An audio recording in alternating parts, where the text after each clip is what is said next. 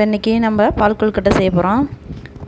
அரை கப்பு மாவு இருந்தாவே போதும், அழகாக செய்யலாம். நம்ம இப்போ மாவில் கொஞ்சோண்டு ஒரு 1/2 டம்ளர் பச்சை தண்ணி ஊற்றி நல்லா பிசைஞ்சுக்கணும். பிசைஞ்சு இந்த மாதிரி நீளமாக உருட்டி எடுத்துக்கணும்.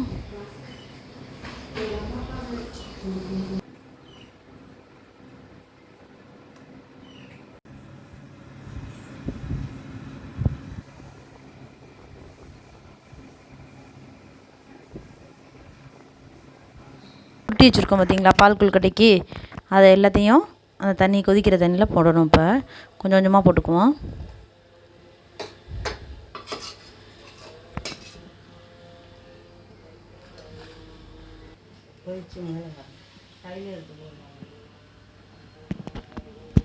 இப்போ கொஞ்சோண்டு இப்போ ஃபஸ்ட்டு பேட்ச் போட்டிருக்கோம்.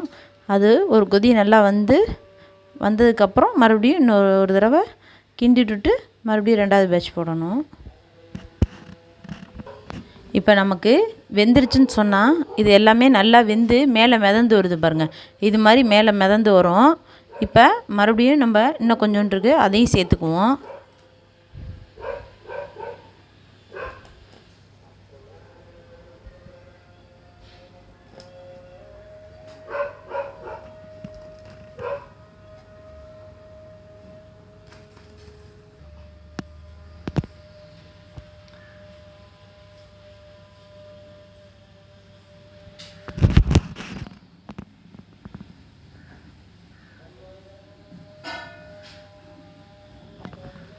இப்போ பாருங்கள், நல்லா கொதித்து அப்படியே வெந்து மேலால் அப்படியே மிதக்குது பாருங்கள்.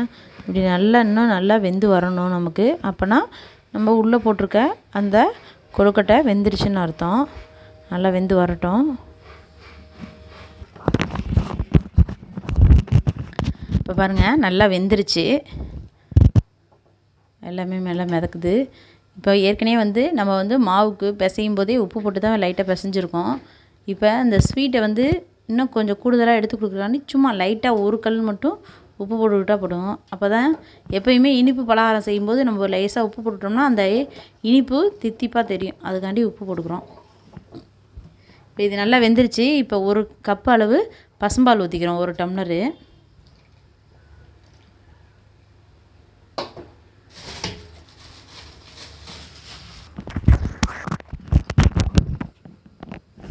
பசும்பால் ஊற்றிக்கிட்டோம். இப்போ வெல்லம் நல்லா தட்டி வச்சுருக்கோம். இப்போ நம்ம செஞ்சுருக்க அளவுக்கு இப்போ 1/4 கிலோ வெல்லம் எடுத்துருக்கோம். இப்போ வெல்லத்தையும் அதோட சேர்த்துக்கிறோம்.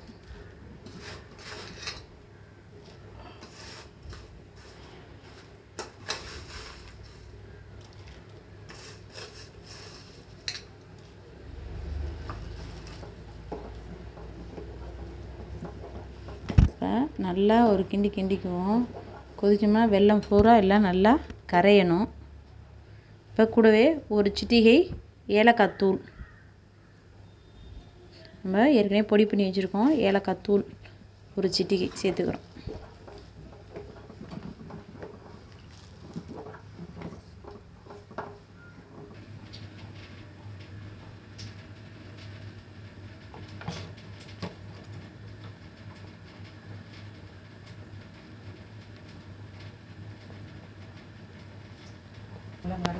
இப்போ வெல்லம் கரைஞ்சிருச்சு, நல்லா கொதிக்குது பாருங்கள். இப்போ தேங்காய் துருவி வச்சுருக்கோம், ஒரு கைப்பிடி அளவு தேங்காவை இப்போ அதோட சேர்த்துக்கலாம்.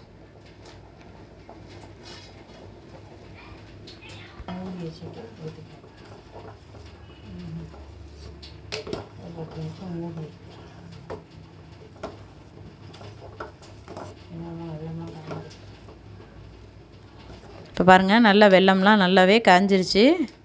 அவ்வளோதான், கொழுக்கட்டை வேலை முடிஞ்சிருச்சு. பால் கொழுக்கட்டை, சுவையான பால் கொழுக்கட்டை. இப்போ ஒரு 5 நிமிஷம் அடுப்பை ஆஃப் பண்ணிட்டு மூடி வச்சுருவோம். அப்போ தான் அந்த இது எல்லாமே நல்லா இஞ்சி கொஞ்சம் சாப்பிட்ற பதத்துக்கு வந்துடும். நம்ம இப்போ அடுப்பை ஆஃப் பண்ணிடுவோம். அவ்வளோதான், இப்போ ஆஃப் பண்ணி மூடி வச்சுட்டோம். ஒரு 5 நிமிஷம் கழித்து எடுத்துட்டோம்னா நல்லா இஞ்சி நல்லா கெட்டியாக இருக்கும்.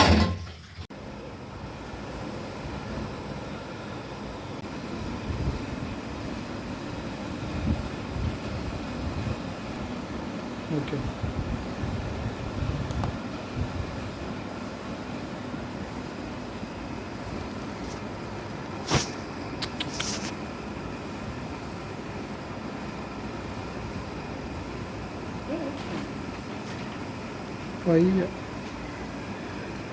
வெயிட் பண்ண